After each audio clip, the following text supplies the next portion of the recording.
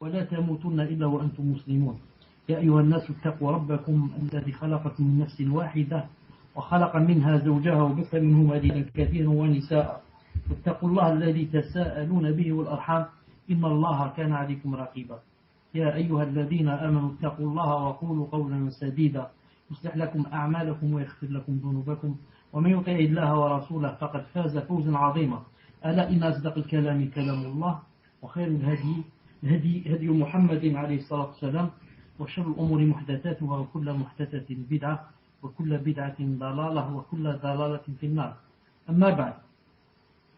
Donc حياكم الله جميعا en cette soirée du samedi 6 Safar 1433 de l'Hégire, c'est-à-dire 2011. Inch'Allah ta'ala, toujours avec l'éminent savant Cheikh Rajihi Hafidahullah.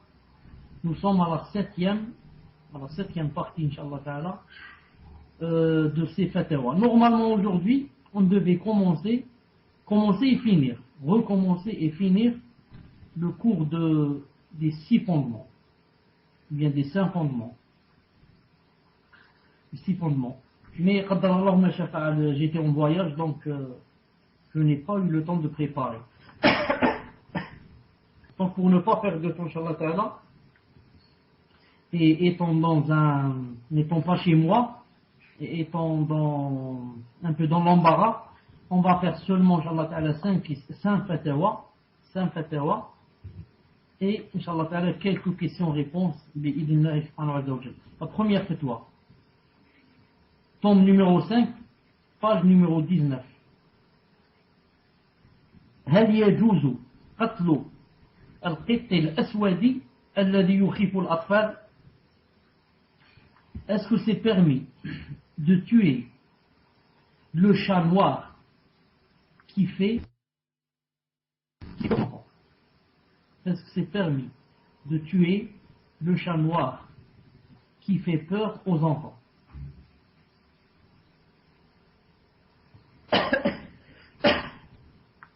La réponse, لا يجوز قتله إلا إذا كان مؤذيا. Ce n'est pas permis de le tuer, sauf s'il fait vraiment du mal. فإذا كان مؤذيا يقتل. Si maintenant le chat noir fait vraiment du mal, dans ce cas il est permis de le tuer. إنما هذا في الكلب إذا كان مؤذيا ولم يندفع ضرره. Il a dit, ce qui est permis de tuer quand c'est noir, il a dit c'est le chien, pas le chat. Pas le chat, c'est le chien. Non. Surtout si il fait mal et il n'y a pas un moyen d'éloigner son mal. كأن يضع النجاسة مثلا في الطريق أو البيت أو يشرب اللبن أو يأكل الدجاج أو الأرانب وما شابه ذلك. Il a dit si par exemple il met ses souillures partout, ou bien dans le chemin, là où marchent les gens, ou bien dans la maison, ou bien il voit le lait de la maison, ou bien il mange les poules, ou bien les lapins, et ce qui ressemble à ça. Dans ce cas, c'est permis de tuer, s'il fait du mal, Amma ghayr al-mu'di. Quant à celui qui ne fait pas du mal, c'est interdit de le tuer. Dans la deuxième fatwa, tome numéro 5, page 31. On lui a demandé ما حكم التفكر والتأمل في أهوال القيامة? Quel est le jugement du fait de penser et de méditer sur ce qui va arriver Yawm al-Qiyamah, le jour de la résurrection, sur les grandes peurs, etc., qui vont arriver le jour de la résurrection. Il a dit, comme par exemple, Inshiqaq sama, comme le ciel qui va se fondre, au nuzul malaïka, et les anges qui vont descendre, au khuruj an-nasi min al-qubur, et les gens qui vont sortir de leur tombe. Qu'en est-il? Quel est le statut de penser à ces choses-là? El-Jawab. ينبغي للإنسان أن يتأمل ويتذكر يوم القيامة وأهوال يوم القيامة. Il a dit, c'est recommandé à la de quoi de méditer et de penser à ces choses-là, à ce qui va arriver à la résurrection. Il a dit حتى يكون حافزا له وسببا في رقة قلبه وخشوعه. Il a dit pour que ça soit, disons une cause, disons que ça soit quelque chose qui le pousse et qui l'exhorte à avoir un cœur tendre, disons si je puis dire, tendre, le contraire de dur, pour que son cœur devienne tendre, et pour qu'il ait aussi de l'humiliation. ويكون حاملا له على إخلاص العمل لله عز وجل. Et le fait de méditer en ces choses, ça lui est une cause, disons, pour que il devienne sincère avec Allah subhanahu wa ta'ala, pour qu'il fasse des efforts, pour qu'il soit sincère avec Allah subhanahu wa ta'ala. وأداء الحقوق والابتعاد عن المحرمات. Et ça lui est une aide aussi. Le fait de penser en ces choses, ça lui devient une aide pour qu'il fasse ses obligations et s'éloigne des choses interdites. En fait, c'est vrai, quand la personne pense à ces choses-là, ça l'aide.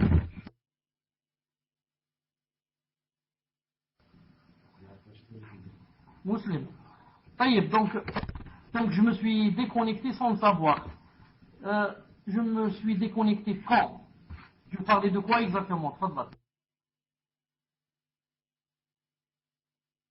ولا تموتن إلا وأنتم مسلمون يا أيها الناس اتقوا ربكم الذي خلقكم من نفس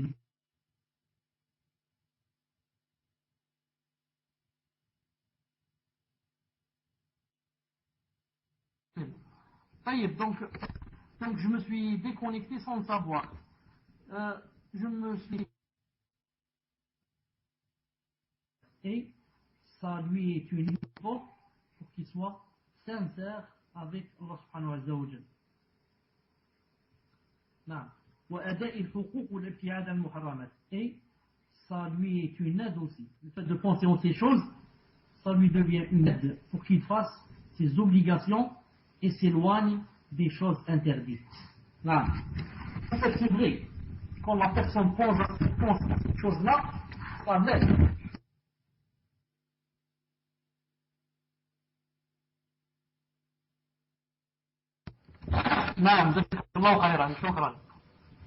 Donc c'est vrai quand la personne pense à ce qui va arriver demain, pense à la tombe, pense au jour de la résurrection, pense à la venue d'Allah, Yawm al-Qiyamah, pense à ces choses-là, ça l'aide, ça lui devient une aide pour faire ses devoirs, s'éloigner des choses interdites.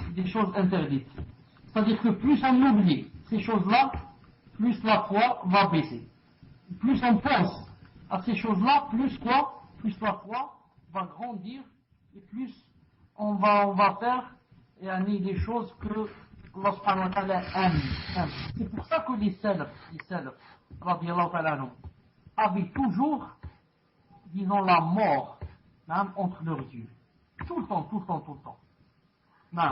Même le prophète sallallahu alayhi wa sallam dit dans un hadith authentique, il dit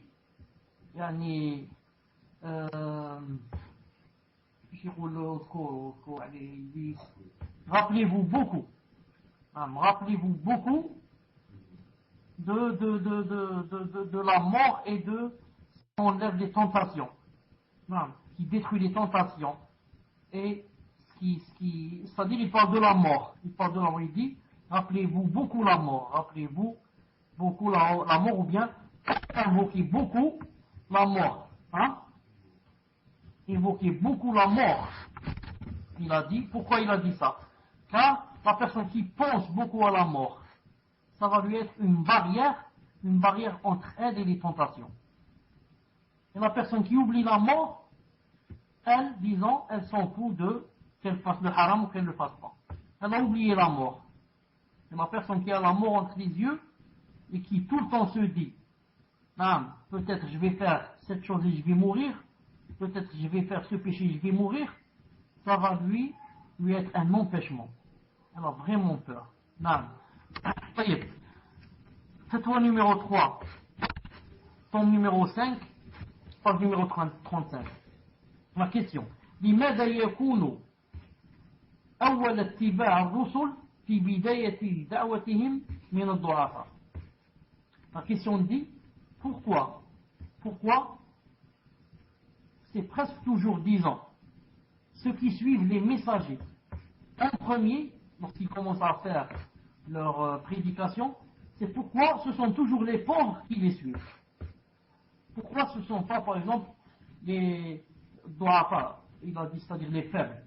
Pourquoi ce ne sont pas les pauvres, pourquoi ce ne sont pas les riches, pourquoi ce sont toujours les pauvres et les faibles qui suivent les messagers, ou bien qui sont les premiers à suivre les messagers. Réponse. لأن الضعفاء ليس عندهم شيء يمنعه. Parce que les faibles et les pauvres n'ont rien, c'est-à-dire il n'y a rien qui puisse quoi? Qui puisse les empêcher de suivre, qui puisse les retenir de suivre, qui puisse les retarder de suivre. أما الكبراء والأشراف وأصحاب الأموال, quant aux riches et aux pauvres, et ceux qui ont un statut vraiment haut, social, cela il a dit, les empêche quoi? Les empêche رئاساتهم ومآكلهم وشهواتهم من اتباع. Il a dit cela, leur grand statut social est élevé, leur tentation, il a dit cela les empêche de suivre. C'est pas comme quelqu'un qui n'a rien, de simple, quelqu'un de faible, il n'a rien à perdre en suivant, vous comprenez? Quant aux autres, les riches, c'est pas facile qu'ils délaissent tout ça pour suivre les messagers. C'est pour cela que les faibles et les pauvres, ce sont les premiers à suivre les messagers dans leur prédication. والرسول صلى الله عليه وسلم, et le messager عليه الصلاة والسلام, تبعه من أشراف الأغنياء القليل, et le messager عليه الصلاة والسلام, ce sont les pauvres. Il a dit, et le messager عليه الصلاة والسلام, il a dit, c'est les riches et ceux qui ont un haut statut, il a dit, ne lancez un nombre déterminé. Il a dit, minhum Abu Bakr. Comme par exemple Abu Bakr, radiyallahu ta'ala anhu, c'était le premier à le suivre. On va ajouter maintenant, par exemple, Uthman ibn Affan, radiyallahu ta'ala anhu. On va ajouter par exemple Abdurrahman ibn Awf, parmi, disons, les riches à ce qu'on appelle par exemple les millionnaires de nos jours. Donc vous remarquez que ceux qui sont riches, et ceux qui ont beaucoup de moyens, ceux qui ont un rang social très élevé, pour eux, ça leur est difficile en règle générale de suivre. Pourquoi? Ça, ils doivent décider tout cela, toute leur passion, toute leur tentation, tout ce qu'ils font avec l'argent qu'ils ont, ils doivent délaisser cela pour suivre les messagers. Donc ce n'est pas une chose facile. Ce n'est pas une chose facile de mettre tout cela de côté et d'aller suivre le chemin, le chemin du Seigneur. Car en principe, en règle générale, les richesses, etc., en règle générale, elles éloignent du chemin du Seigneur. Elles éloignent du chemin du Seigneur. Mais elles poussent au contraire vers les tentations. Ça y est. Quatrième question, tome numéro 5, page 49. أقرأ القرآن على أحد القراء. Quelqu'un a dit, j'apprends, je récite le Coran, c'est-à-dire, je le récite et j'apprends chez quelqu'un qui est vraiment connu pour la récitation.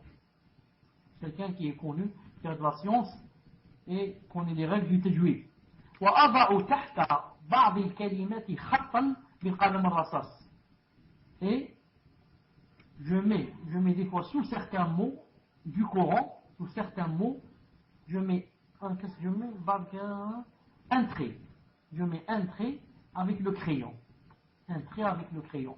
وأكتب بعض أحكام التجويد على جانب الصفحة وذلك للعلم وعدم النسيان.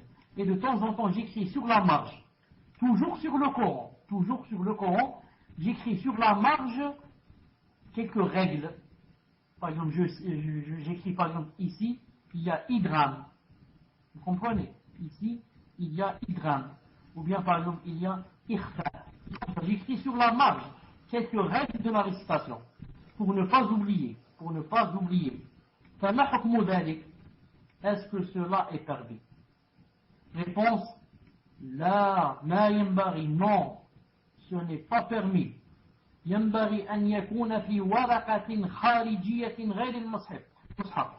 Il faudrait que ce que tu écrives soit sur une feuille détachée du Coran. Tu prends une feuille blanche ou bien un carnet ou bien un cahier et tu écris dessus. Mais tu n'écris pas sur le Coran.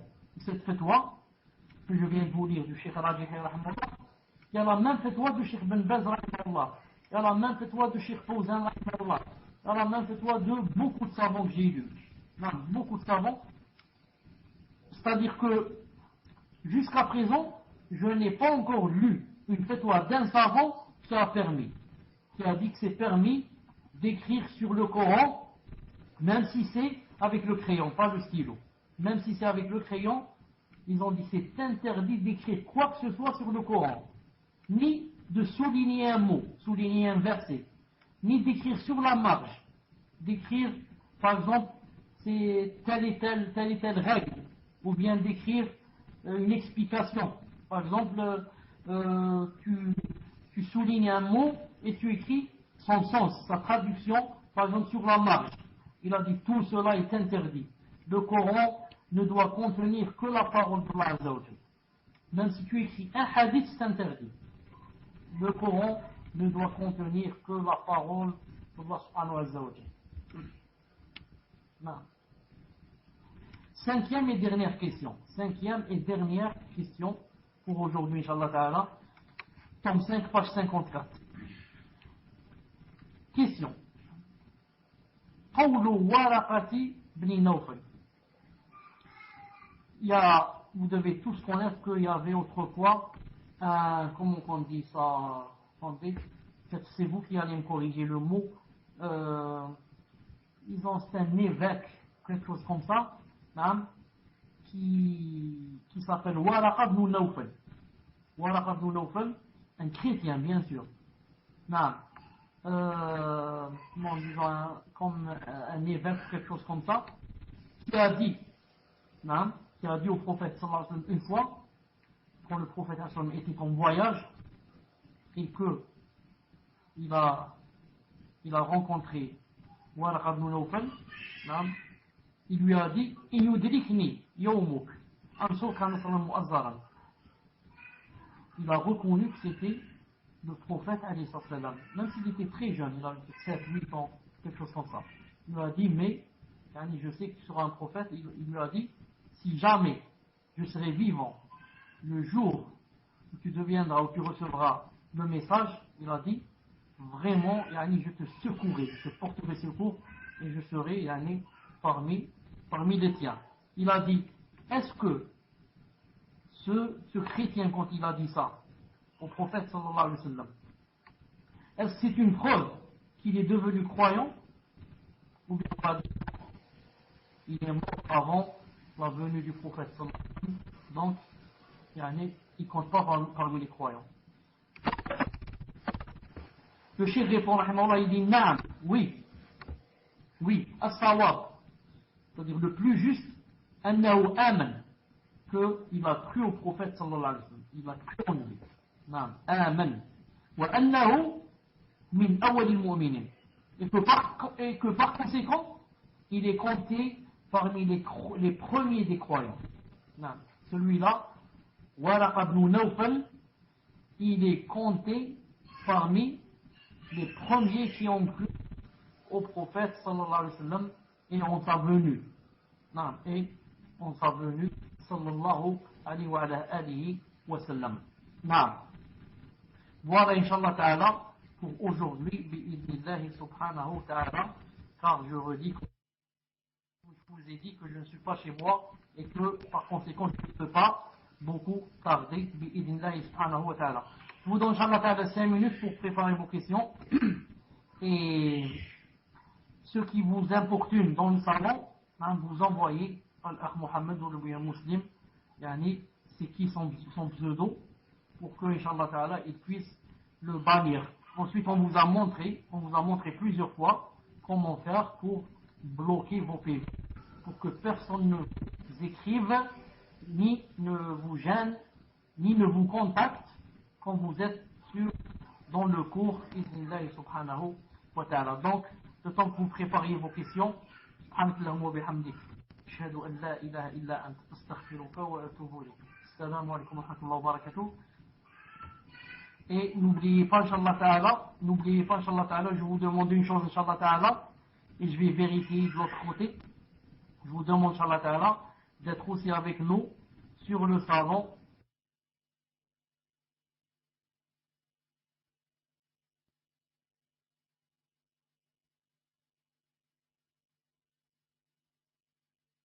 Ça fait pour la première question.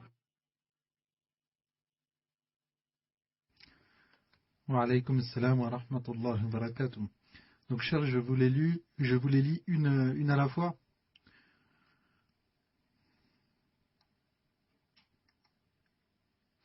Ok. Donc, première question. Salam alaykum, cher.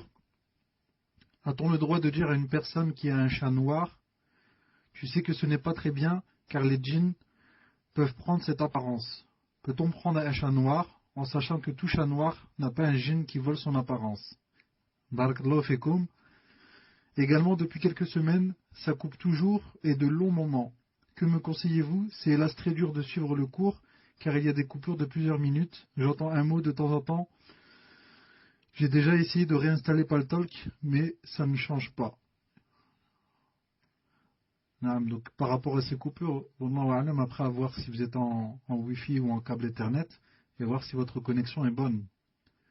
Car comme vous avez pu le remarquer, parfois avec le shir, il y a également des problèmes de connexion, et on entend un mot, etc. Et ça peut venir du débit de la connexion. Allahu a'lam. Fadal shir.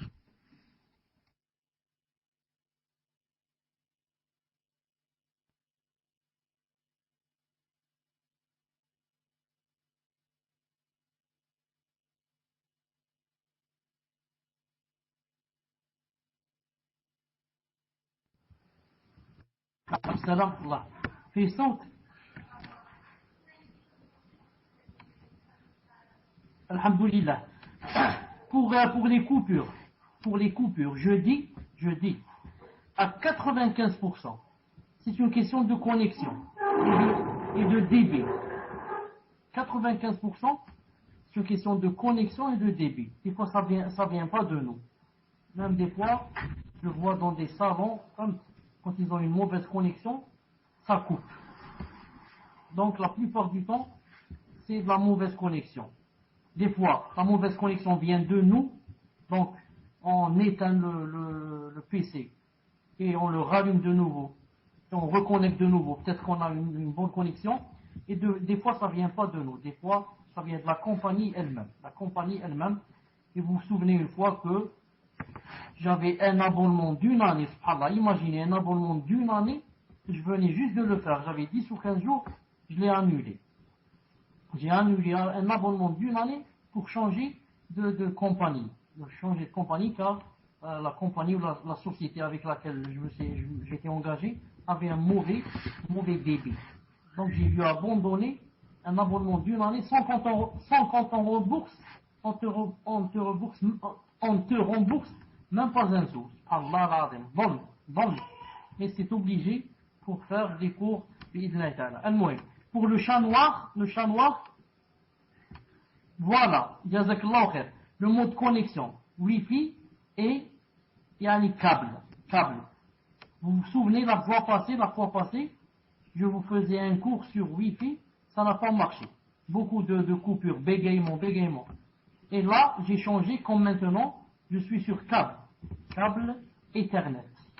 Mais, tout cela à cause de quoi? À cause de quoi? C'est aussi à cause du débit. C'est aussi à cause du débit. Car si j'étais chez moi, par exemple, si j'étais chez moi, à la maison, en Wi-Fi, il n'y a pas de différence chez moi. Pourquoi la connexion est bonne? En Wi-Fi, ça marche bien, machallah. Ici, là où je suis, chez mon gendre, ça ne marche pas avec Wi-Fi, c'est faible. C'est-à-dire, on peut surfer, on peut lire les mails, etc., mais on ne peut pas parler difficilement. Quant au chat noir, le chat noir n'a rien à voir avec le djinn. Le djinn, c'est les chiens. Et le chien noir, pas le chat. Ni le chat, ni le lapin noir, ni la poule noire, ni... Vous comprenez? Il faut se limiter à ce qu'il y a dans le hadith. Le hadith a cité le chat noir, le chien noir. A cité le serpent, le chien noir. Mais pas le chat noir, ni autre chose qui est noir. Wallahu subhanahu wa ta'ala alam. Fadal pour la deuxième question.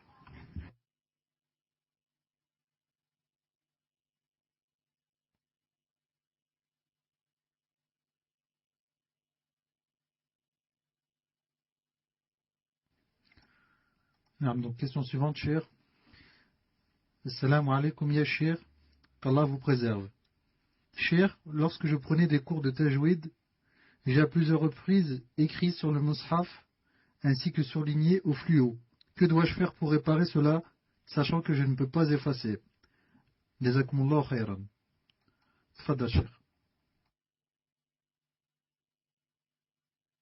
Je voudrais poser une question. Elle a dit, il a dit, j'ai écrit, tu as cité un mot, ensuite j'ai pas compris, au fluo, ou là, au fléau, là, je sais pas. Ah?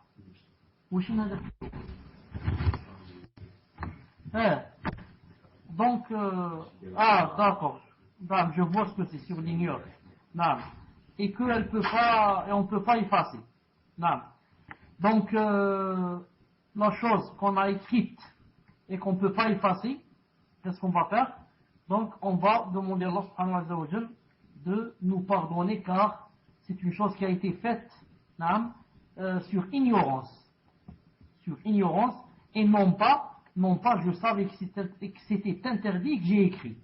Moi, quand j'ai écrit Akon, j'ai écrit avec Yanni, en me basant sur mon ignorance, je ne savais pas. Maintenant que j'ai appris que c'est interdit, si ça s'efface, je dois l'effacer.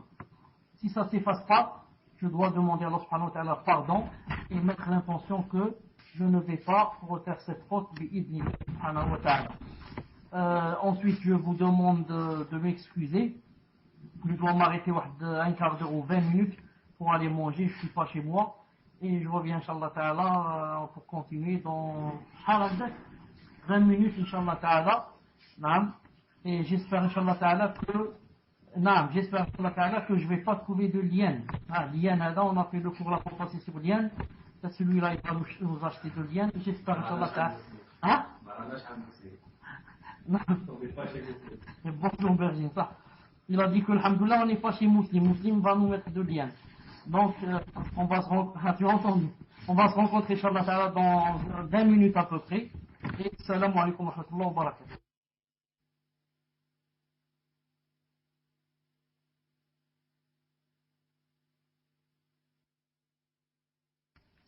Mais donc, avant de lire la suite des questions, je précise aux frères et sœurs qui sont sur cette room, donc en section France, si vous recevez des invitations pour une autre room, Barakallahu fikum, de donner le pseudo de cette personne au frère Ibn Mustafa qui est présent sur la room. Barakallahu fikum. Ça nous a fait savoir en PV, elle nous a fait une remarque, et elle a dit, ça vous déranger, c'est juste pour une remarque, car le cheikh avait dit une fois dans un dars qu'il était permis d'écrire sur le mushaf en dessous du verset. Il avait dit qu'on pouvait écrire au crayon tant que ce n'était pas sur le verset mais en dessous. Et la personne dit que c'était il y a environ 1 an. Tfadal cheikh.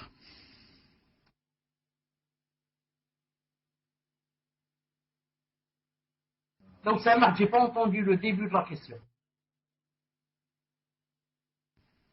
Ah, c'est pas une question, cher, c'est une remarque. Par rapport à la fatwa que vous avez lue tout à l'heure, une personne dit, excusez-moi, car le cher avait dit une fois dans un dars qu'il était permis d'écrire sur le mushaf en dessous du verset. Il avait dit qu'on pouvait écrire au crayon tant que ce n'était pas sur le verset mais juste en dessous. Tfadal cher. C'est-à-dire, moi, musulman, moi, je l'ai dit. Écrit numéro un. Non, c'est vrai.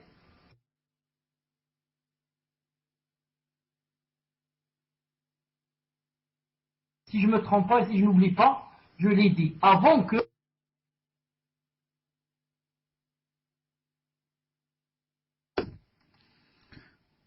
Non, alhamdoulilah, c'était pour éclaircir la chose. Donc voilà, cher a bien dit qu'il l'avait dit. Voilà, qu'il revient sur ses dires. Car cette personne en fait dit que depuis que vous l'avez dit, cher, elle avait pris cette habitude de prendre, d'écrire sur le mushaf. Donc question suivante. Salam alaikum wa rahmatullahi wa barakatuh. A-t-on le droit d'acheter des habits de contrefaçon pour usage personnel, sachant que dans le pays où on vit, où je vis, entre parenthèses Maroc,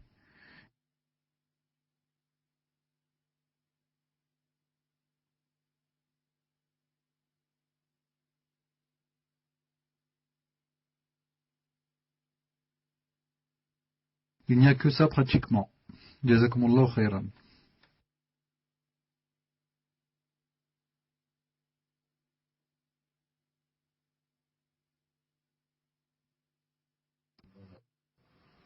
Ce que je sais, Allah subhanahu wa ta'ala, c'est que beaucoup de savants disent que ce n'est pas permis.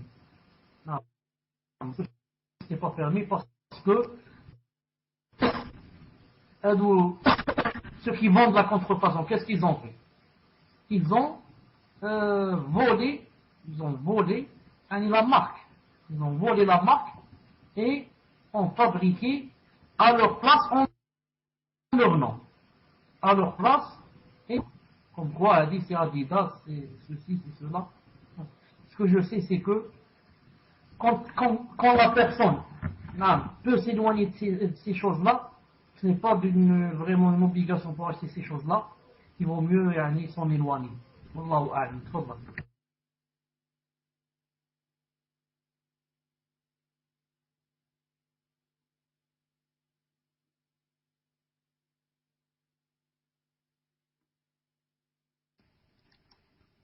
Question sur le cours, cher. Assalamu alaikum. Concernant le chien noir, peut-on affirmer de façon sûre que c'est un djinn? Et si un chien noir a une petite tache blanche sous le cou, peut-on aussi le faire entrer dans le cas du chien noir dont le prophète sallallahu alayhi wa sallam a parlé?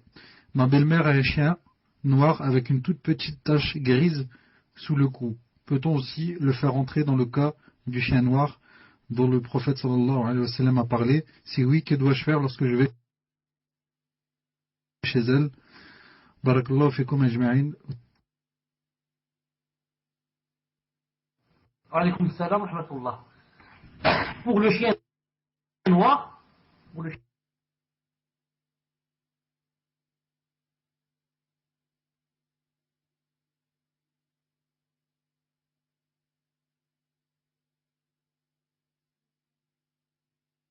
chien noir, ce n'est pas automatiquement 2 minutes, c'est ce qu'il parle de moi. Tfadal.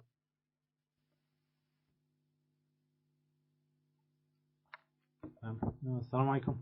Vous m'entendez, cher?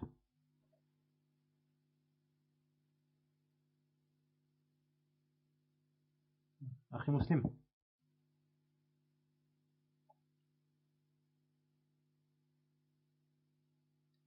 Même, Inch'Allah, il faudrait repasser en islam. Parce que ici, chez moi, j'ai pas mal de coupures. Donc, ce qui fait que, au niveau de l'enregistrement, il y a des mots qui manquent. Donc, par contre, quand c'était en islam, le son était clair. Alhamdulillah. Là, je vois qu'il y a quand même pas mal de personnes. Normalement, on devrait être en tête.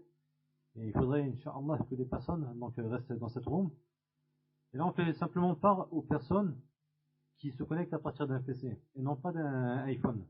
Tout en sachant que ceux qui se connectent d'un iPhone, ils peuvent pas accéder à plusieurs rooms en même temps. Donc, barakallahu fikum, restez ici, en, restez en même temps dans la room en islam.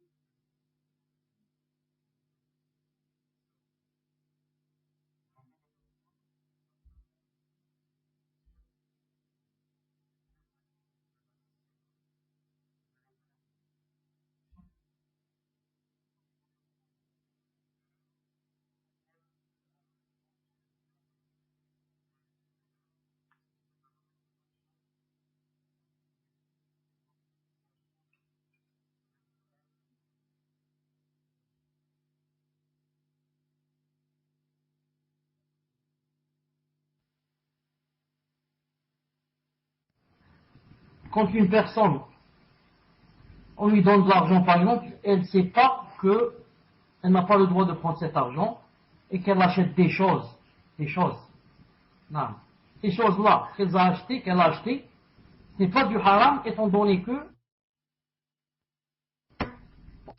dans une période d'ignorance, je ne savais pas que cet argent ne me revenait pas ou bien ne m'appartenait pas. Maintenant que j'ai appris que cet argent n'est pas le mien et que par exemple il faut le rembourser, non, donc je vois comment faire pour le rembourser. Maintenant, même si je ne sais pas quoi faire pour leur faire comprendre que ce sont eux qui m'ont induit en erreur et je ne sais pas comment faire pour essayer de les convaincre pour qu'ils se désistent. Ou bien pour que au moins ils me disent faut payer seulement la moitié ou quelque chose comme ça. Donc c'est à elles de voir comment les convaincre. Pour que elles ne donnent rien ou bien qu'elles ne donnent seulement qu'une petite part. C'est comme ça qu'elle doit faire, quitte à ce qu'elle vende quelque chose ou ce qu'elle a acheté avec cet argent pour rembourser, sauf si elle arrive à les convaincre. Quant au péché, envers Allah subhanahu wa ta'ala, elle n'en a pas parce qu'elle a agi sans connaissance. Wallahu azza wa jal a'lam. Tfaddal.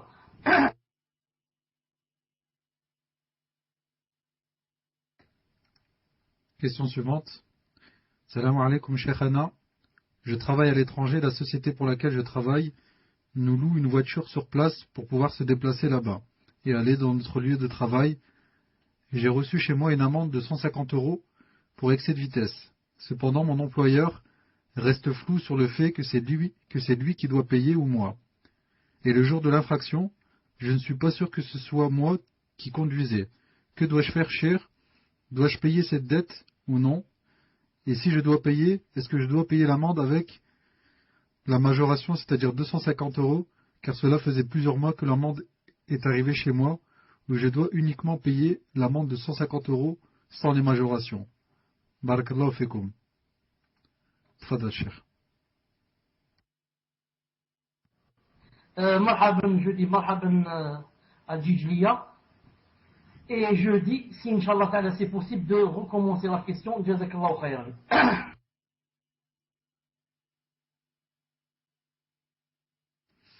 Naam, cher, je la relis, Inch'Allah. Salam alaikum, Sheikhana.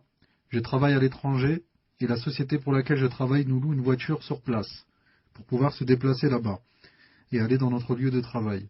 J'ai reçu chez moi une amende de 150 € pour excès de vitesse. Cependant, mon employeur reste flou sur le fait que c'est lui qui doit payer ou moi. Et le jour de l'infraction, je ne suis pas sûr que c'est moi qui conduisais. Que dois-je faire, cher? Dois-je payer cette dette ou non? Et si je dois payer, est-ce que je dois payer l'amende avec la majoration, c'est-à-dire 250 €, car cela fait plusieurs mois que l'amende est arrivée chez moi? Ou dois-je uniquement payer l'amende de 150 € sans les majorations? Barakallahu fikum.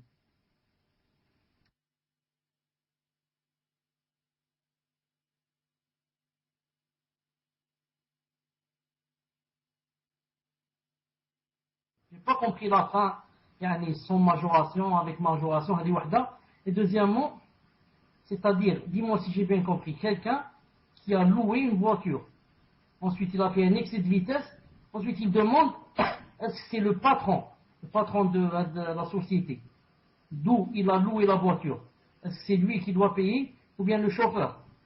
C'est ça la question, tfaddal. Là, cher, c'est pas ça la question. Ce frère travaille à l'étranger. Et la société pour laquelle il travaille lui loue une voiture. Donc c'est sa société. Son employeur lui loue une voiture pour qu'il puisse là-bas se déplacer à l'étranger et se rendre sur son lieu de travail. Et à mon avis, donc la voiture, elle est partagée. Ils sont plusieurs à rouler avec, ou plusieurs à se déplacer avec. Et l'une des personnes a fait un excès de vitesse. Et lui, ce frère a reçu l'amende chez lui. Et il demande si c'est son employeur qui loue la voiture, donc pour lequel il travaille, qui doit la payer, ou alors lui, sachant qu'il est incertain, il n'est pas sûr du tout que le jour de l'infraction, c'est lui qui conduisait. Et après, il demande, puisqu'en fait, cette amende, ça fait quelques mois qu'il l'a reçue, sans la payer, Et une amende, lorsqu'on ne la paye pas, ici, elle est majorée. Selon le nombre de watts, le nombre de mois, elle est majorée. Et il dit, s'il doit la payer, est-ce qu'il doit payer l'amende de base, qui était donc de 150 €, ou alors la somme de 250 €, car elle a été majorée, et à l'heure d'aujourd'hui, il lui réclame 250 €. Inch'Allah, j'espère que c'est clair, cher. Tfadal, Inch'Allah. Non, j'aurais une question, Inch'Allah. Pourquoi c'est à lui qu'on a envoyé la contravention? Pourquoi on n'a pas envoyé un autre chauffeur? Tfadal. Allahu a'lam, cher. La seule chose qu'il a précisé dans la question, il dit, cependant, mon employeur reste flou sur le fait que c'est lui qui doit payer ou moi. C'est juste précisé comme ça. Et si le frère qui a posé la question est présent, Inch'Allah, qu'il aille voir le frère Ibn Mustafa pour lui donner ses précisions. Barakallahu fikum. Tfadal, cher.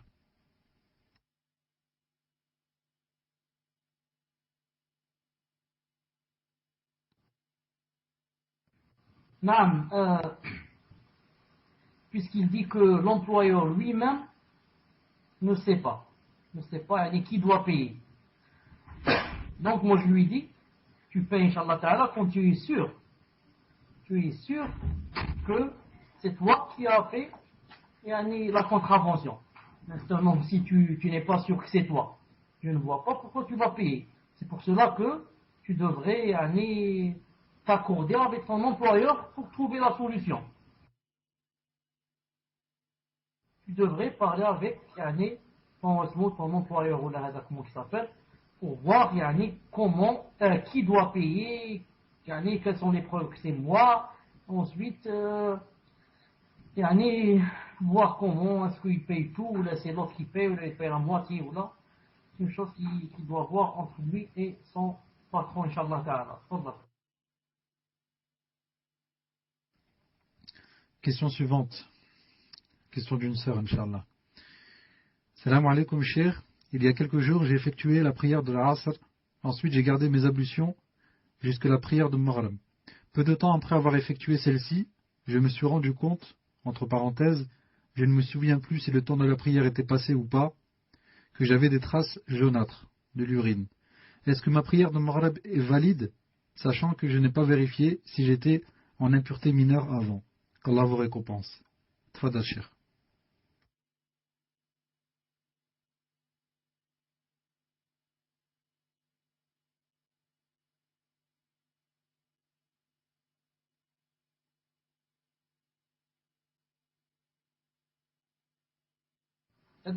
Muslim, tu as dit que bien après Salat al-Maghrib, il a trouvé des taches. Est-ce que c'est comme ça, après avoir fait Salat al-Maghrib? N'est-ce pas?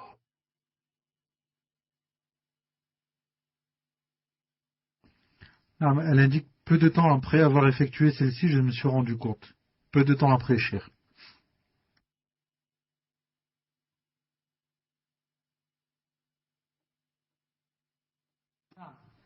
Regardez, il faut faire la différence entre deux choses. La première, quand par exemple je fais une salade et je termine et je trouve par exemple de la souillure par exemple, ou là, du sang ou bien n'importe quoi, yani, sur mes vêtements.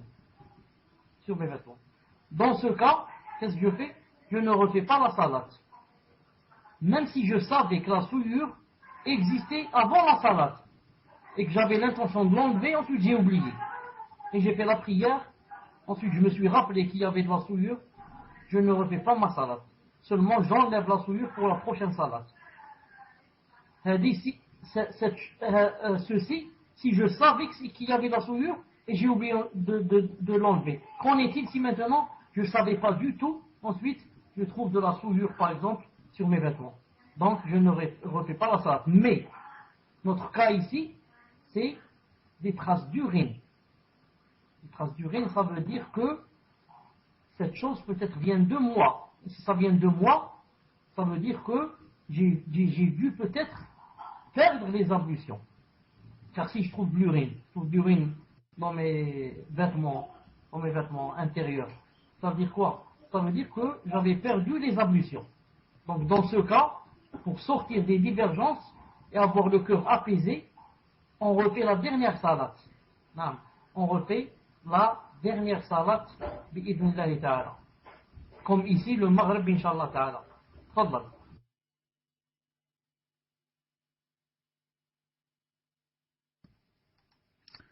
Une question suivante, cher. Question d'une sœur. Assalamu alaikum wa rahmatullah. Qu'Allah vous fasse miséricorde, Cheikhana. J'aimerais votre conseil sur ma situation, bidnillah. Mon mari ne souhaitant pas partir, j'avais fait hijra, seul avec mes enfants. Mon mari faisant des allers-retours, au bout d'un moment, cette situation était difficile pour lui. J'ai essayé de le convaincre de venir me rejoindre, fi bilad al-Muslim, sans succès. Il m'a demandé de revenir. J'ai fini par céder et retourner en France. Seulement aujourd'hui, je suis malheureuse ici. Je ne sors presque jamais, je fais l'école à la maison et mon mari travaille beaucoup. Est-ce qu'Allah me punit pour ne pas avoir été assez ferme? Notre situation me peine beaucoup. Pouvez-vous me conseiller, Cheikhana? Hafizakumullah. Tfadal, Cheikh.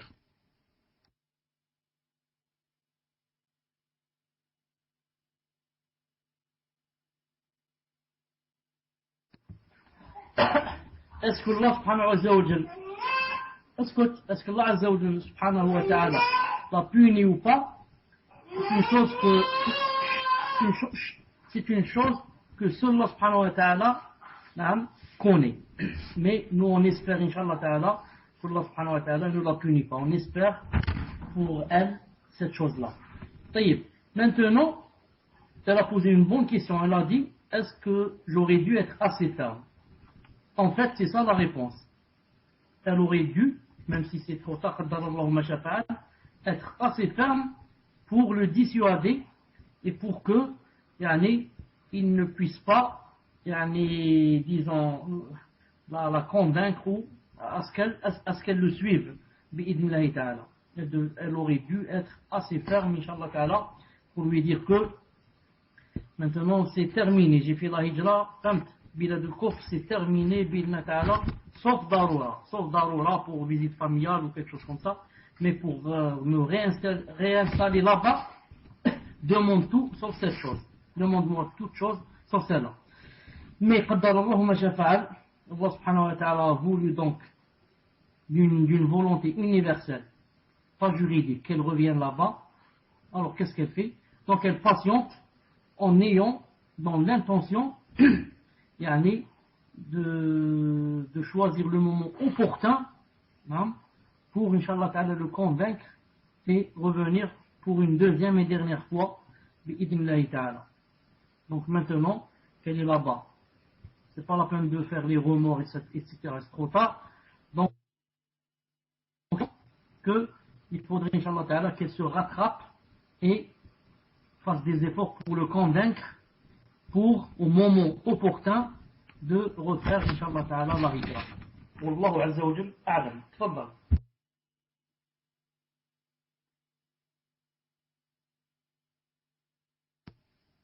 Alors, question suivante, cher. Question d'un frère. Salam alaikum. Un frère a fait une quête pour la rénovation d'une mosquée en Algérie. Il a ramassé 2000 euros, masha'Allah, et les a transmis à quelqu'un de confiance là-bas. Mais malheureusement, les gens de la mosquée ne sont pas unis. Et personne ne veut commencer ces travaux, et personne ne veut réellement les faire. Et l'argent est resté chez la personne de confiance depuis plus de 2 ans. Le frère demande s'il peut récupérer l'argent et la donner en sadaqa, étant donné que c'est une amana de tous les gens qui ont donné de l'argent pour cette mosquée, et non pour une sadaqa X ou Y. Est-ce que le frère peut maintenant donner ces 2000 euros en sadaqa parce que la rénovation de la mosquée n'est toujours pas prévue et rien n'avance, et la seule solution qu'il a est de récupérer cet argent, et il ne peut pas prévenir chaque personne qui lui ont donné l'argent, car il y a trop de personnes qui ont donné barakallahu fikum cher. Tfadal cher.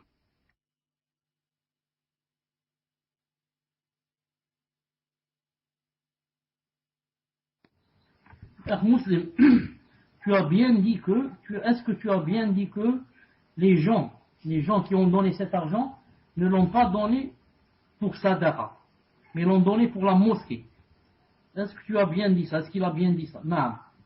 Donc, Inch'Allah Ta'ala, la réponse est très claire. Quand quelqu'un donne de l'argent, par exemple pour la mosquée, hein, il faut, Inch'Allah Ta'ala, que ça aille à la mosquée. Il faut que ça aille à la mosquée. Maintenant, les gens qui ont donné n'ont pas précisé la mosquée, n'ont pas dit il faut que tu donnes à telle mosquée qui s'appelle par exemple la mosquée de Omar Mokhtar. Ils ont dit tiens, cet argent, mets-le dans la mosquée. Lui maintenant, il peut retirer cet argent et le donner à une autre mosquée. Voilà ce qu'il peut faire. Mais pas sadaqa, il ne peut pas donner en sadaqa. Il reprend cet argent et il le donne à une autre mosquée. Et il y en a des milliers, pas des centaines, des milliers de mosquées qui n'ont pas d'argent pour commencer ou alors pour finir les travaux. Bi'idnillahi ta'ala. Fadal.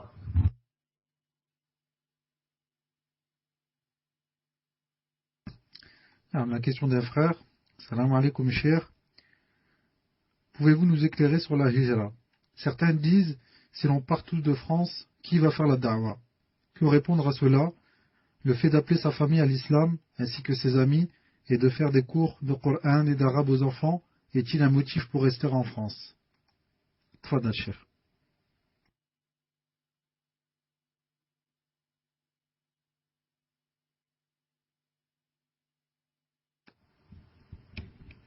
Les savants disent que il est excusé, ou disons, il ne va pas à l'armée, est exempt de faire la hijra, c'est-à-dire peut rester là-bas, la personne qui en a vraiment besoin d'elle. On a vraiment besoin d'elle, et qui si elle part, ça va laisser un grand vide, par exemple dans la da'wah. C'est comme par exemple un imam qui, masha'Allah, qui apprend aux gens leur religion. Quelqu'un qui, dans un quartier, vraiment on a besoin de lui. Vraiment, c'est lui qui leur fait des cours. C'est lui. Même si cette personne va, ce sera pour les autres, vraiment, peut-être qu'ils vont tomber dans l'autre chemin. Non. C'est pour ça où Cheikh l'Islam Ibn Taymiyyah a cité ça. Dans Majmou' al-Fatawa al-Kubra. Dans Majmou' al-Fatawa, il a dit que certains gens, il a dit comme ça, il a dit que le musulman, des fois, dans un pays de kufr, il a dit, sa place est mieux que dans un pays musulman. Comme ça, il a dit. Il a dit, s'il fait le djihad. Et le djihad, ça ne veut pas dire le djihad seulement la bataille. Le djihad, par exemple, de la science. Des fois, tu es dans un pays musulman, tu fais rien. Tu tournes les pouces. Alors qu'en étant dans un pays de kufr, tu as vraiment un rôle. C'est toi qui fais telle et telle chose, c'est toi qui guides les gens, c'est toi qui leur apprends, c'est toi. Celui-là, il peut être exempt de la hijra, bi'idnillahi subhanahu wa jalla. Sauf dans une condition laquelle, sauf dans la condition où il a peur pour lui-même. Lui-même, il fait des cours, il guide les gens, il leur explique, il leur apprend la religion, mais à chaque fois il a peur de tomber dans les fitnas. Il se sent vraiment faible quand il sort dans la rue. Il se sent vraiment faible, à chaque fois il se dit, j'ai peur de tomber, j'ai peur cette fois de tomber, et il n'est pas tombé, alhamdoulilah, donc celui-là c'est très dangereux pour lui de rester.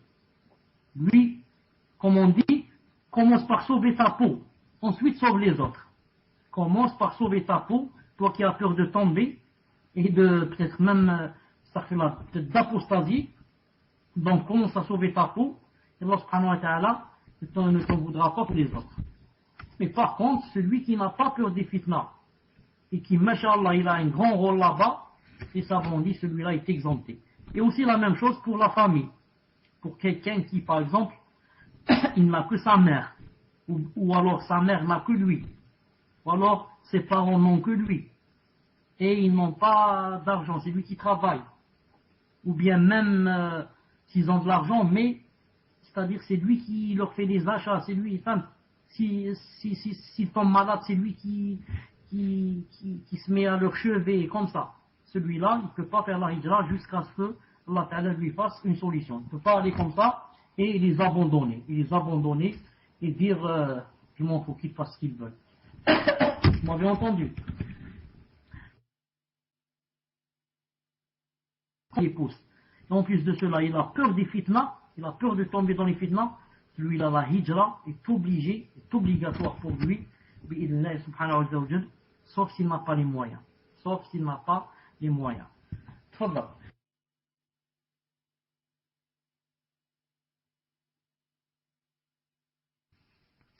Ma question suivante, question d'une sœur. Assalamu alaikum wa rahmatullahi wa barakatuh. Nous vivons en Algérie et avons 2 filles en bas âge, dont l'une qui doit bientôt rentrer en préscolaire, l'année prochaine, Inch'Allah. Nous avons l'intention de mettre nos filles à l'école publique uniquement pour le primaire. Mais nous avons quelques doutes sur cela, car nous avons peur que nos filles, qui préservées jusqu'à là, alhamdulillah, prennent les mauvaises manières et habitudes des autres enfants, de l'école, voire même des enseignants, notamment ma plus grande fille qui est timide et plutôt influençable. Sachant que je suis converti, j'apprends l'arabe toute seule pour le moment, jusqu'à ce que Allah me facilite. Mon mari, lui, est arabophone de naissance, mais n'a pas beaucoup de temps à leur consacrer. Personnellement, je me sens capable de leur apprendre l'alphabet, la lecture en arabe, mais pas plus, pour le moment. Que nous conseillez-vous? Barakallahu fikum wa jazakumullah. Qu'Allah vous préserve et vous accorde le meilleur fil dunya wa fil akhirah. تفضل شيخ. أخ مسلم تسمعوني؟ الحمد لله. Dis-moi, barakallahu fik. Premièrement, ils ont dit, ou elle a dit, qu'ils étaient en Algérie, ça? En Algérie ou là en France? En Algérie, alhamdulillah. J'ai pas bien compris, elle a dit que Yani, elle pensait ou elle voulait disons elle voulait yani, comment on appelle ça, disons mon avis, la faire rentrer en première année ou pas. Est-ce que c'est comme ça qu'elle a dit? Car ce que je sais c'est que c'est obligé de la faire rentrer en première année ici en Algérie. Je ne sais pas exactement qu'est-ce qu'elle a voulu dire. Il n'y a pas ici comme en France l'école à la maison. C'est-à-dire qu'ici, si elle ne rentre pas en première année, c'est, je ne sais pas, peut-être qu'elle ne peut pas la faire rentrer en deuxième année. Donc, est-ce que tu peux me réexpliquer ce qu'elle a voulu dire?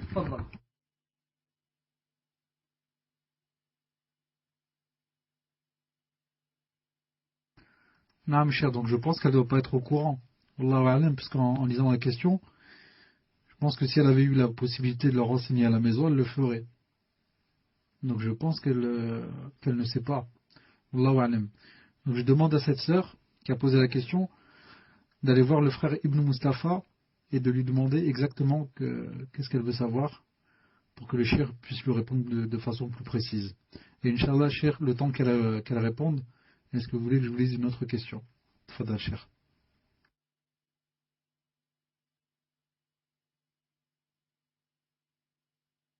Tu m'as dit, où est la question, Inch'Allah?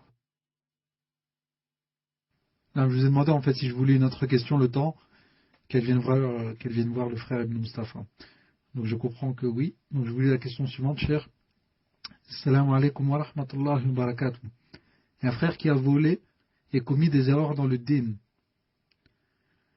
avant de rentrer dans l'islam, faire la prière durant son enfance, doit-il une expiation ou bien tous ses péchés antérieurs à sa vie musulmane lui sont pardonnés? Barakallahu fikum, qu'Allah nous facilite et nous aide à résoudre nos soucis. Tfadal cheikh.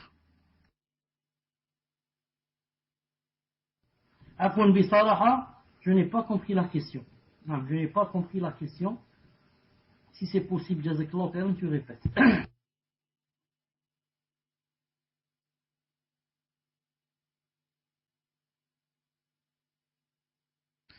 En fait, la question moi-même, je la trouve un peu contradictoire. Car il dit, doit-il une expiation ou bien tous ses péchés antérieurs à sa vie de musulman lui sont pardonnés?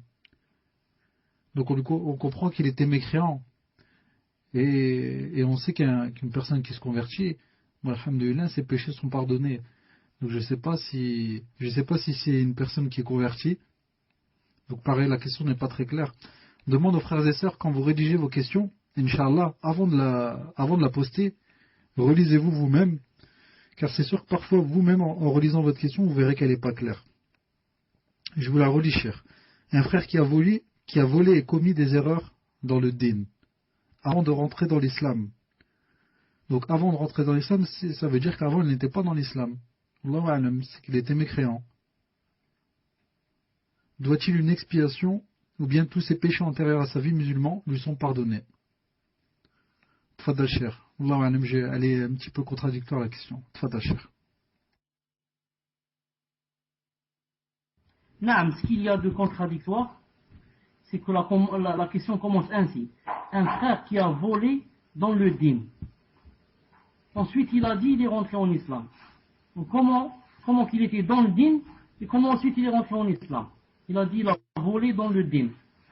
Peut-être qu'il voulait dire il a volé dans la jahiliya. Peut-être qu'il voulait dire la jahiliya avant de rentrer en islam. C'est ce qu'il voulait dire. Allahu a'lam. Mais je dis que si avant de rentrer en islam il avait fait n'importe ce qu'il avait fait, naam, tawbatu tajubbu ma qablaha. L'islam yuhaddimu ma qablaha. Donc l'islam détruit tout ce qui était antérieur. Et le repentir, la tawba détruit, d'après le hadith authentique du prophète sallallahu alayhi wa sallam, elle détruit et absout tout ce qui l'a précédé, tout ce qui l'a précédé comme yani, tout ce qui l'a précédé comme péché, tfadhal.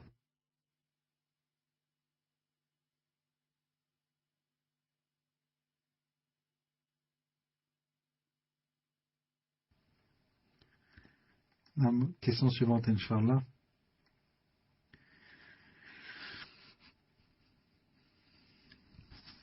Question d'un frère. Salam alaikum, qu'Allah Azza wa Jal vous accorde sa sainte miséricorde et le plus haut degré du paradis. La salat jama'a est-elle obligatoire en France pour une personne qui travaille à son heure et qui ne peut s'y rendre à cause de son travail? Et si on prie seul au travail, doit-on faire 2 rak'at pour salat jama'a, puis prier salat dhuhr, ou juste 2 rak'at de salat jama'a à la place de salat dhuhr? Barakallahu fikum. Tfadal cheikh.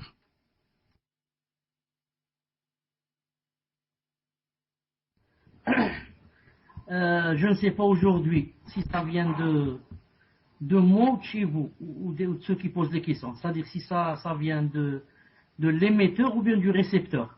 Mais je trouve que cette question aussi, elle n'est pas claire. Parce qu'à la fin, qu'est-ce qu'il a dit? Il a dit, est-ce que je fais 2 rak'at ou bien je fais salat al-dhuhr ou bien je fais 2 salat al-dhuhr? Est-ce que tu as compris, Muslim? Est-ce que tu as compris ce qu'il a voulu dire? Tfadhal.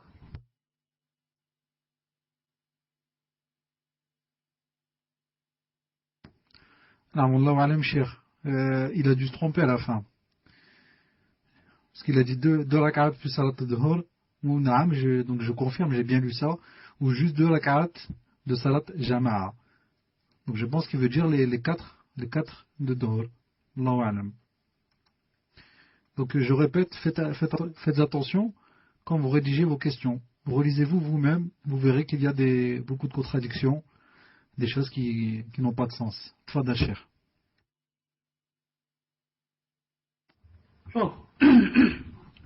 Pour quelqu'un qui travaille dans une société ou là, dans une usine ou là, et qu'il n'a pas les moyens d'aller faire la prière à la mosquée. Il n'a pas les moyens d'aller faire la prière à la mosquée, comme par exemple, disons que le patron ne le laisse pas, ou qu'il a peur, lui, s'il part, il se passe des choses, ou là, al-muhim. Celui-là, Inch'Allah Ta'ala, il a des excuses. Cheikh Al-Albani, rahimahullah, a rapporté dans un de ses livres, et si je ne me trompe pas, c'est dans Wallah subhanahu wa ta'ala, mais je l'ai lu de mes yeux et je l'ai chez moi, cette petite fatwa. Il a cité un hadith du prophète sallallahu alayhi wa sallam, où un homme qui s'appelle Abu Fudala, qui est venu lui dire, Ya Rasulallah, Alimni, quelque chose comme ça, apprends-moi la religion. Naam. Ensuite, le prophète sallallahu alayhi wa sallam lui a dit, pour lui montrer que la meilleure des choses, il lui a dit d'essayer de faire toutes les prières en son heure avec la jama'a. Avec la jama'a. L'autre lui a dit, Ya Rasulallah, ce sont des heures, des moments où il y a des occupations, j'ai des occupations. Il lui a dit alors, sallallahu alayhi wa sallam, alors si tu peux, ne laisse pas passer salat al-subh et salat al-maghrib. Alors tu peux, ne laisse pas laisser passer salat al-subh, c'est-à-dire une salat le matin et la salat du soir, yani en groupe. Al-Muhim, ici, Cheikh Al-Albani rahimahullah a fait un petit commentaire. Il a dit que Ibn Hajj al-Asqalani a dit que donc ici il parlait de la salat en groupe, pas de la salat en général. Car quand le prophète lui a répondu, lui a dit la meilleure des choses c'est de faire la salat en son heure, il a dit il parlait de la salat en groupe. Et que cette personne lui a dit je ne peux pas faire toutes les salats de groupe avec le groupe. Alors il lui a dit au moins essaye de faire ces deux salats, c'est-à-dire des salats que tu peux, et celles où tu travailles, on ne te laisse pas faire ni aller à la mosquée, c'est celui qui t'a empêché, qui, Inch'Allah Ta'ala, c'est lui qui endossera demain à ta place. C'est lui qui endossera demain à ta place. Maintenant, s'il est au travail, il ne doit faire que la prière obligatoire, pas la nafila, sauf s'il a du temps. S'il a du temps, on lui donne 1 heure par exemple pour aller manger ou là. Dans cette heure-là, il peut faire nafila et la prière obligatoire. Mais si on ne lui donne pas du temps, normalement il devait travailler. Et c'est lui qui s'arrête pour faire la prière obligatoire. Dans ce cas, il ne fait que la prière obligatoire. Il ne fait pas la nafila. Non. Fadal.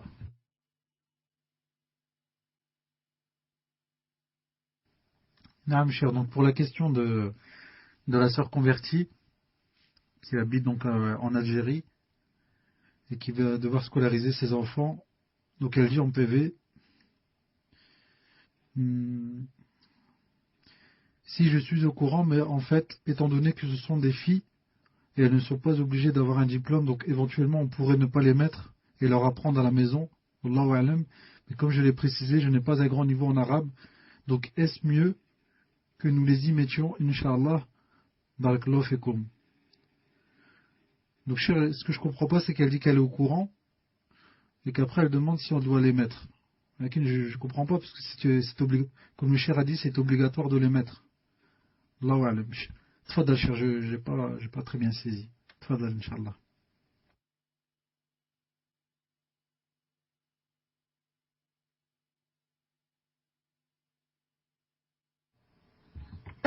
On dit,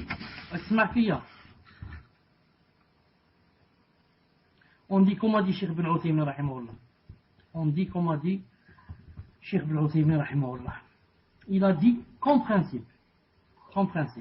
Non. Une femme, ce n'est pas obligé qu'elle ait un niveau vraiment supérieur. Il dit, si elle apprend au point où elle sait écrire une lettre et elle sait lire, il dit ça peut lui suffire. Il dit c'est pas obligé qu'elle ait le bac ou qu'elle soit obligée. Maintenant, je dis, et c'est lui qui dit aussi, toujours Cheikh Ibn Uthaymin, dans une autre fatwa, une deuxième fatwa, où il dit si maintenant la personne, classe, a avancé, on lui a dit qu'il faut par exemple que tu fasses des cours, que ses parents l'ont poussé, ou par exemple lui ont pas permis de s'arrêter, il a dit celle-là, elle est excusée. Il a dit même s'il y a la mixité, il a dit la mixité a été imposée. C'est pas elle qui a choisi la mixité et qui a dit j'aime que dans la classe on soit mixte. Il a dit ça a été imposé. Il a dit il faut faire la différence entre quand je choisis et quand on m'impose. Même si dans la première fatwa il a dit si elle veut s'arrêter, juste où elle commence à écrire et à lire, il a dit ça lui suffit, et ce n'est pas obligatoire, bi'idhnillah subhanahu wa ta'ala. Donc, c'est à la sœur, Inch'Allah ta'ala, de voir, hein, si. Et ensuite, je voulais dire une autre chose aussi, une autre chose importante. Je pense, c'est mon avis, et Inch'Allah ta'ala, que si je dis juste, c'est Allah ta'ala qui m'a aidé, si je dis faux, je me suis trompé. Je pense que pendant le primaire, le bas âge, 5 ans, 6 ans, 7 ans, non, ce n'est pas, il n'y a pas beaucoup d'influence. Il n'y a pas beaucoup d'influence comme lorsque l'enfant commence à avoir 13, 14, 15 ans, il commence à devenir pubère. Non, il y a 4 ans, 5 ans, 6 ans, c'est juste, ils vont là-bas beaucoup plus pour jouer que pour apprendre des choses, et même s'ils font des choses, je ne sais pas quoi, même de haram, ils ne le font pas avec conviction. S'ils font, astaghfirullah. À cet âge-là, on ne fait pas de choses avec conviction, ni avec tentation, ni avec shahwa, ni rien. C'est juste, on est comme des singes, on imite. Mais quand la personne devient pubère, l'approche de la puberté, là, c'est là que ça devient dangereux et que, on peut influencer sur elle, bi'idhnillahi ta'ala. Ensuite, il faut être sûr qu'à la maison, on a la science nécessaire et surtout, la patience nécessaire et la méthodologie. Je peux être licencié. Une mère peut être licenciée et n'a pas de patience. Ne peut pas faire apprendre à ses enfants. Peut-être qu'aux enfants des voisins, elle peut. À ses enfants, elle ne peut pas. Surtout que les enfants savent que c'est leur mère. Surtout s'ils ont été, par exemple, beaucoup amadoués. Elle est en train d'expliquer, lui, il se lève, il fait une cabriole, il monte sur son dos, il attire des cheveux, il commence à rire, il commence à... C'est vraiment difficile. Donc, Inch'Allah Ta'ala, elle fait ça, istikhara, elle voit.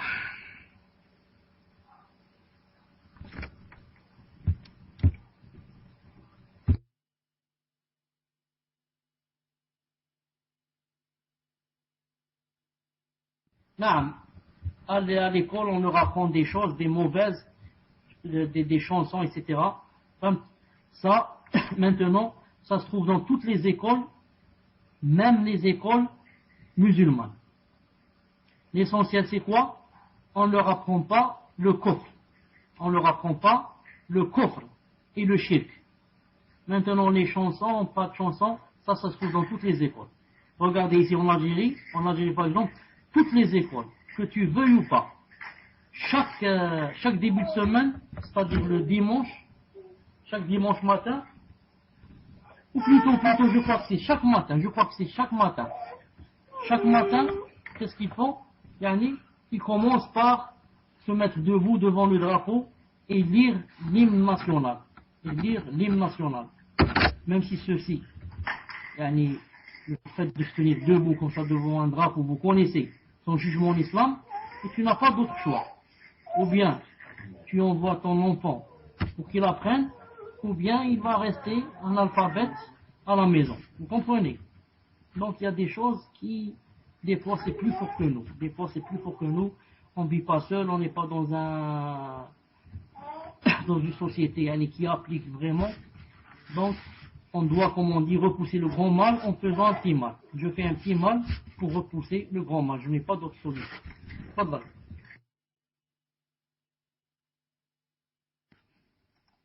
Question suivante, cher. Question d'un frère. Salam alaikum, cher. Avec mon épouse et mes enfants, nous voudrions faire la hijra pour le visage d'Allah. Car comme vous le savez, la situation des musulmans en France est très mauvaise. En effet, la loi interdisant le port du sitar ou du niqab est appliquée, et ceci même dans la rue. L'absence d'écoles musulmanes ou le manque de la place dans ces dernières fait que certaines familles se voient contraintes de mettre leurs enfants à l'école des kuffars. Ma famille et moi ne voulons pas tomber dans ces choses-là, nous voulons préserver notre foi et celle des enfants, nous ne voulons pas mettre nos enfants chez les kuffars, et mon épouse voudrait vraiment vivre tranquillement avec son sitar. Cependant, j'ai ma mère qui est chrétienne et vit toute seule. Mon frère qui habitait près d'elle est décédé il y a 3 ans, rahimahullah, et le mari de ma mère est décédé il y a 2 ans. Comment dois-je faire, cher? Car pour ma mère, il est inconcevable qu'elle me suive dans un pays musulman, et le fait que je lui ai dit que je voulais partir l'a rendu triste. Conseillez-moi, cher, et faites des du'a min fadlikum pour qu'Allah guide ma mère sur l'islam. Tfadal, cher.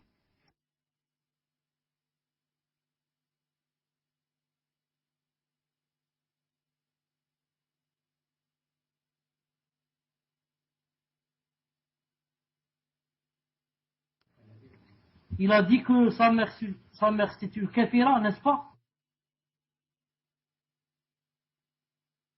Naam, cher, c'est une chrétienne.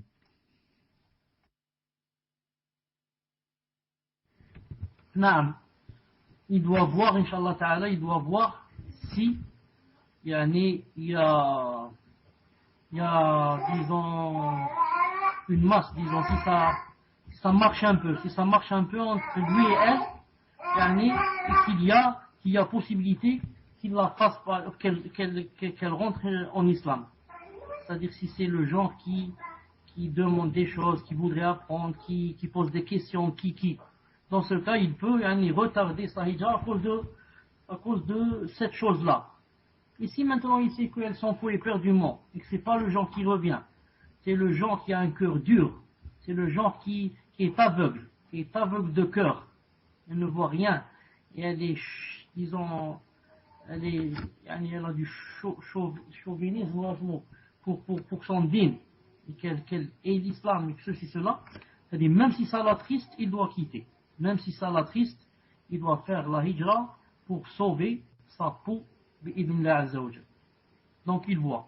Si c'est le genre, sa mère, c'est le genre qui écoute, il est douce, et il a de l'espoir que s'il reste là-bas, elle va finir, Inch'Allah Ta'ala, par embrasser l'islam. Dans ce cas, il retarde la hijra, même si c'est quelques années, car il a un but vraiment, un grand but, surtout s'il n'a pas peur des fitnas. Et si maintenant il sait que en restant, il va perdre du temps, il va perdre son temps. Même si elle est triste, il doit quoi? Il doit partir, ne serait-ce que, l'essentiel c'est de garder des liens de parenté. Et les liens maintenant, alhamdoulilah, il y a le téléphone, il y a l'internet, il y a la webcam, il y a tout, bi'idhnillah ta'ala. Fadal.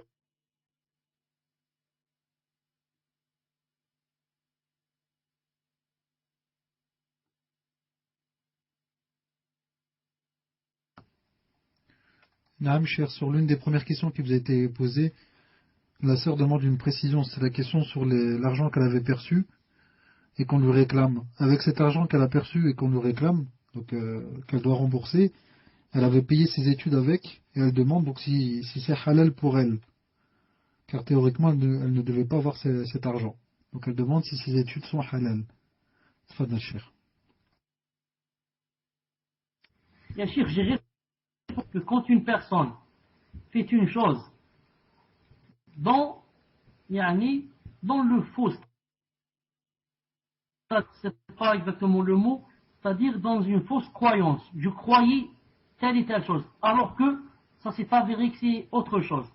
Dans ce cas, je n'ai pas de péché, bi'idhnillah subhanahu wa ta'ala. C'est comme si je jure par Allah, que la personne qui est debout là-bas, que c'est mon père. Non, je jure par Allah que celui qui est debout là, c'est mon père. Quand je m'approche de lui, je trouve que c'est pas lui, c'est pas mon père. J'ai juré par Allah de Tout-Puissant, c'était mon père. Et malgré cela, j'ai pas de péché. Pourquoi? Parce que j'ai juré sur l'ignorance. Je croyais, c'est-à-dire j'ai juré d'après ce que j'avais dans le cœur. J'avais dans le cœur que c'était mon père. Ici, c'est la même chose. La sœur avait dans le cœur et croyait que cet argent lui revenait. Donc, elle a fait ses études avec, ou bien elle a acheté des livres, ou bien. Je lui ai dit, tu n'as pas de péché, cette chose c'est halal, tu l'as faite en croyant qu'elle te revenait. Maintenant, tu as appris que ça ne te revient pas, c'est maintenant, il faut essayer de voir comment te réconcilier avec, donc, celui qui t'a donné cet argent, pour qu'il te pardonne, ou bien qu'il te dit, rends-moi donne-moi mon argent, ou bien il te dit donne-moi seulement une part, pour voir comment s'accorder avec lui. Mais les études ou ce que tu as fait avec cet argent, c'est halal, Inch'Allah. Tfadal.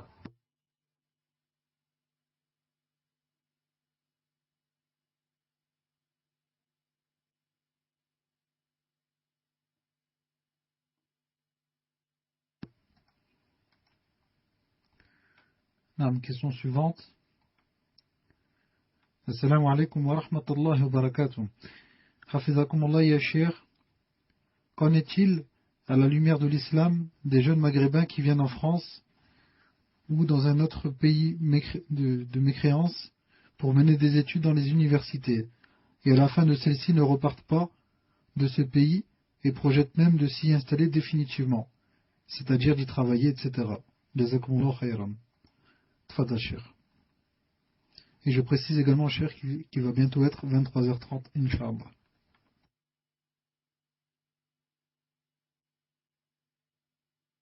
Non, Inch'Allah ta'ala, on va arrêter dans 10 minutes. Dis au whisper que, Inch'Allah ta'ala, c'est possible. Si on tarde pas beaucoup, car je suis pas chez moi. Et demande à quelqu'un qui vient de rentrer qui s'appelle Abdullah. Dis-lui, demande-lui si c'est lui le frère avec lequel je me suis entretenu hier ou avant-hier la nuit. Et aussi, répète Inch'Allah ta'ala la question, car quand tu lisais, j'étais en train de lire le whisper. Tfadal.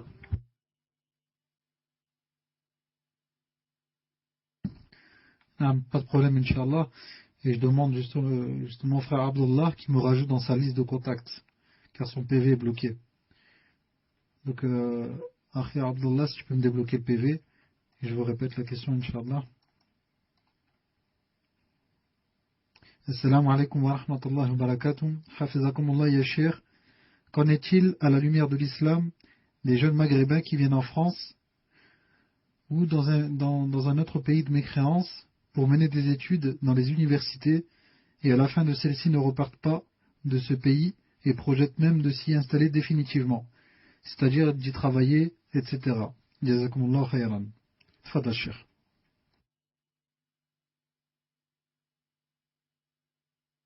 Naam, c'est une grande faute de faire une chose pareille. Venir étudier plus ou moins. Déjà, pour venir étudier, il faut des conditions. Que les choses qu'on veut apprendre dans un pays européen ne se trouvent pas dans le pays musulman. La première condition. La deuxième, avoir assez de din pour éloigner les ambiguïtés des shubuhat. Et avoir assez de piété, assez de ilm, je répète, avoir assez de ilm pour éloigner les ambiguïtés des shubuhat. Et avoir assez de piété et de din pour éloigner le shahawat, les shahawat. Donc ceux qui vont là-bas pour étudier, et après cela, ils veulent aussi s'installer, ils font une grande faute, car la plupart du temps, par expérience, ça a été prouvé, ils vont perdre leur din. Et s'ils avaient du din, ils vont regresser. Car vivre dans un pays de course, sans lâcher de son din, ce n'est pas une chose facile. Ce n'est pas une chose facile. Surtout pour quelqu'un qui n'était pas dans ce pays. C'est pas comme celui qui ouvre ses yeux, il se trouve en Europe. Celui-là, c'est pas comme celui qui était dans un pays musulman et vient en Europe. Celui-là, celui qui vient d'un pays musulman, c'est difficile pour lui. Il voit des choses qu'il n'y avait pas dans son pays. Il voit que les fitnas sont beaucoup plus grandes. Que les shahwa, c'est facile à assouvir. C'est facile à assouvir ces shahwa là-bas. C'est très facile. Donc il va vite tomber dans la dérive ou l'ayadu billah. Quant à celui qui est né là-bas, qui depuis son enfance, il a vu ça, ça lui devient familier. Il n'est pas beaucoup influencé. Non. Malgré cela, vous voyez nos frères et nos sœurs, comment ça leur est difficile, là-bas et qu'ils veulent quitter bi'idhnillahi ta'ala. Tfadal.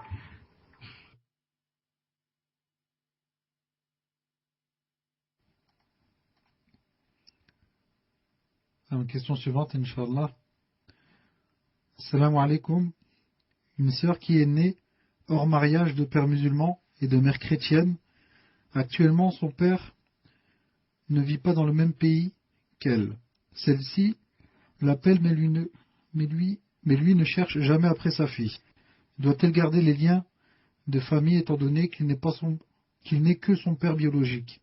Elle demande aussi si elle doit garder le nom de famille de son père ou prendre celui de son mari. qu'Allah vous récompense. Cher. Et si c'est la dernière question, cher, j'aurai ensuite une petite question personnelle à vous poser, Inch'Allah.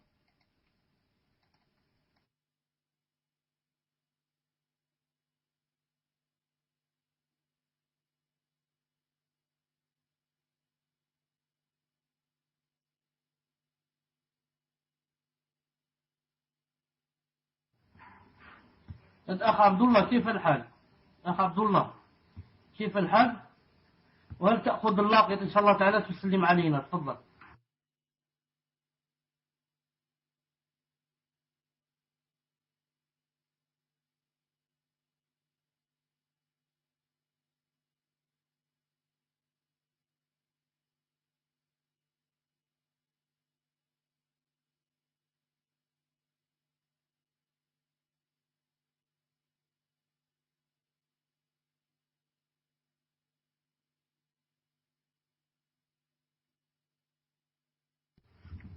ما فيه مشكل إن شاء الله تعالى، ما فيه مشكل إن شاء الله تعالى.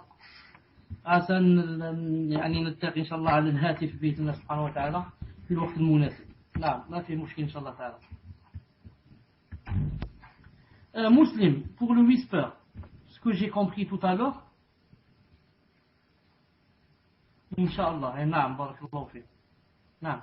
Pour le whisper muslim, ce que j'ai compris, c'est qu'il a dit que après le cours, n'est-ce pas? Est-ce qu'il a demandé le numéro de téléphone ou bien il a demandé de me parler après le cours?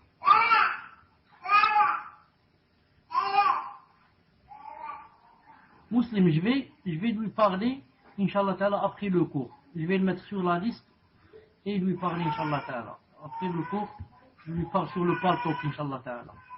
Rappelle-moi seulement avant de raccrocher, Inch'Allah Ta'ala. Non. Reprends-moi, Inch'Allah Ta'ala, si je me trompe. La sœur avait dit que son père était un Algérien et que sa mère était chrétienne. Mais je n'ai pas bien entendu, est-ce qu'elle a dit qu'ils étaient mariés ou pas avant d'avoir cette sœur là. Ils n'étaient pas mariés. En fait, cher, elle dit que son père est musulman, sa mère chrétienne, et que lui maintenant habite dans un autre pays. Et en fait, ce n'est que elle qui cherche après lui. Lui ne cherche jamais après elle. Et elle dit, est-ce qu'elle peut donc couper les liens, étant donné que c'est uniquement son père biologique. Tfadal, cher.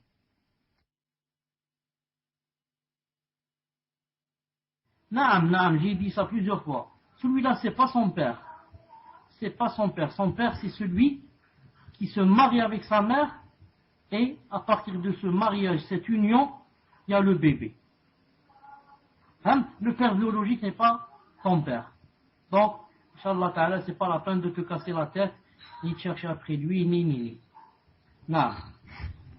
Fadal, Inch'Allah Ta'ala, une autre question?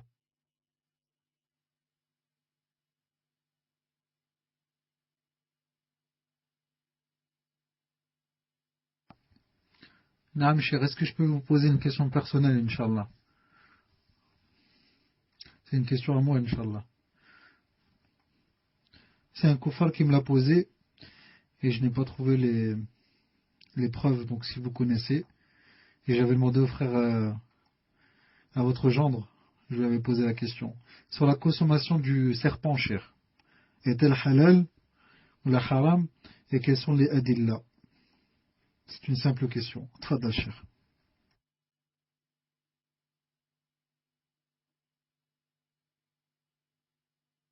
Non.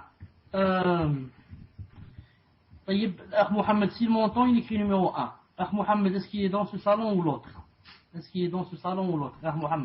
Mohamed, d'après toi, Le serpent, il est halal à manger ou haram? D'abord, réponds à cette question, ensuite on va voir autre chose. D'après toi, il est halal ou haram?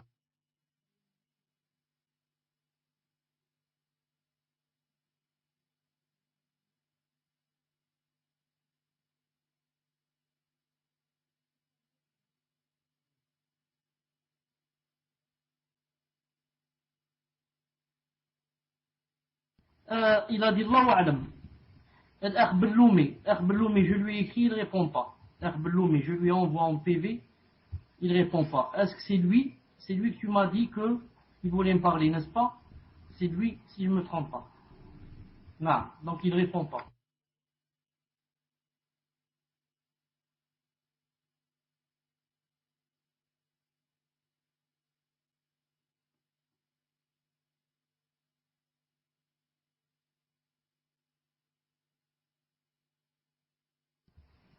Il a dit, vous n'avez pas répondu pour le nom de famille. Akh Mohamed, j'ai pas compris qu'est-ce que tu veux dire par là. Je n'ai pas répondu pour le nom de famille.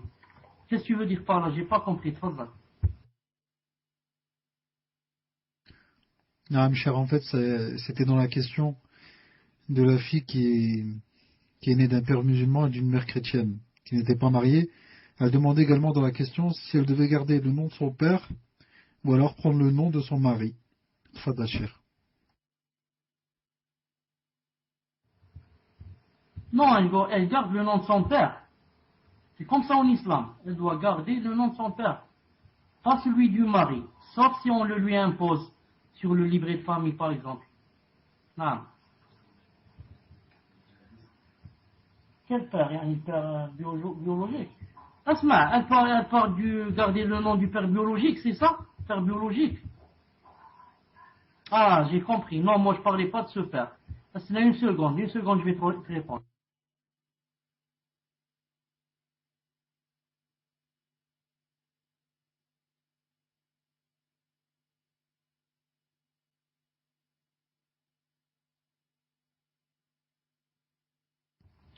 Écoute, elle prend le nom de sa mère. Elle prend le nom de sa mère si elle peut. Car en islam, elle est la vraie fille de sa mère, pas de son père. Si elle peut, elle prend le nom de sa mère, Inch'Allah Ta'ala. Une seconde. Non.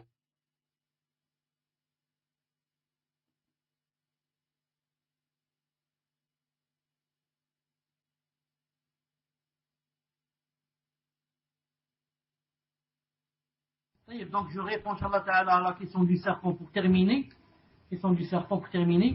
Dis à ce kafir, dis-lui que,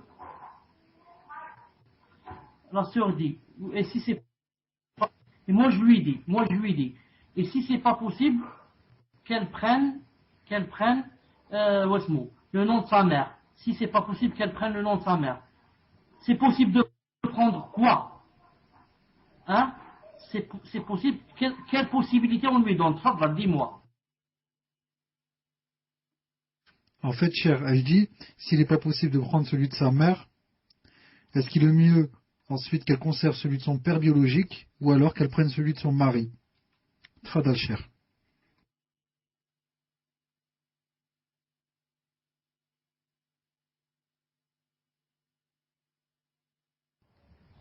Là, je ne sais pas. Wallahu alam. Mais les savants, je te dis ce que disent les savants, ils disent que c'est possible qu'elle prenne un nom, même qui ne lui appartient pas. C'est-à-dire un nom qu'elle s'invente. Comme par exemple qu'elle dise Bint Abdelrahman, ou Bint Abdelkader, wakada. Comme ça on dit les savants, ils ont dit, c'est pas obligé que ce nom existe, mais elle peut se prendre un nom comme ça. Si c'est possible, un nom spécial, même un nom qu'elle s'invente comme ça, la fille de Abdel Rahim, et comme ça. Ou Amatullah par exemple, Amatullah, Amatkada, ils ont dit comme ça. C'est comme ça qu'on dit, les savants, bi'idnillahi ta'ala. Wallahu subhanahu wa ta'ala alam. Wallahu subhanahu wa ta'ala alam. Reste maintenant si elle a d'autres solutions que celui de son mari, Allahu alam. Allah subhanahu wa ta'ala alam. Je reviens donc au serpent. il faut dire à cette personne que, premièrement, le serpent mange la charogne. Vous savez ça. Il trouve une chose morte, il la mange. Il faut apprendre à ce kuffar que, en islam, il y a des règles. En islam, il y a des règles très précises. Que l'animal, par exemple, qui mange la charogne, on ne mange pas. C'est un exemple. Que, vous savez que le serpent mange aussi des choses répugnables. Des choses répugnables. Comme par exemple, il mange la souris, il mange le rat. Et en islam, la chose répugnable est interdite. Est interdite. C'est pour ça que c'est interdit, par exemple, de manger la morve. La morve, est-ce que la morve c'est de la souillure? C'est pas de la souillure. Et c'est interdit de la manger. Pourquoi?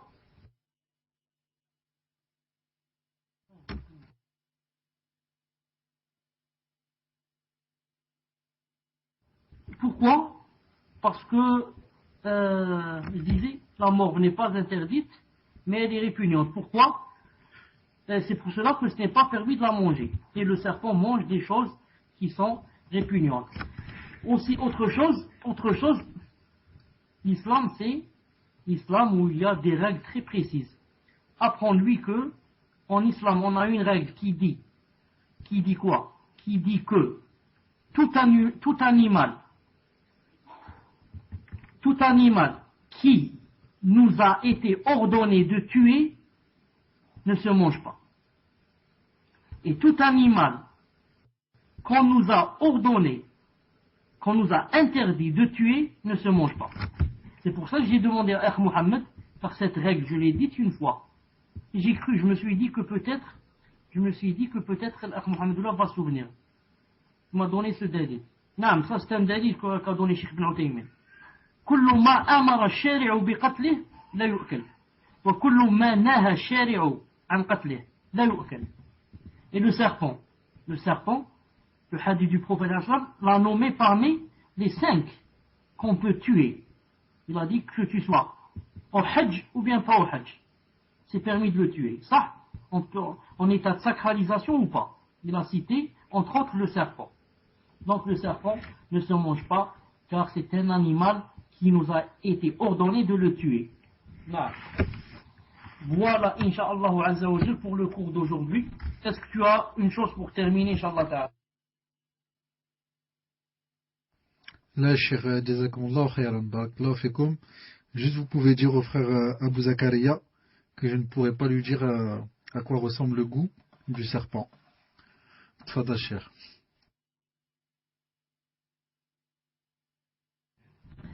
Oui, il est en train de sourire ici. Jazakumullah khayran.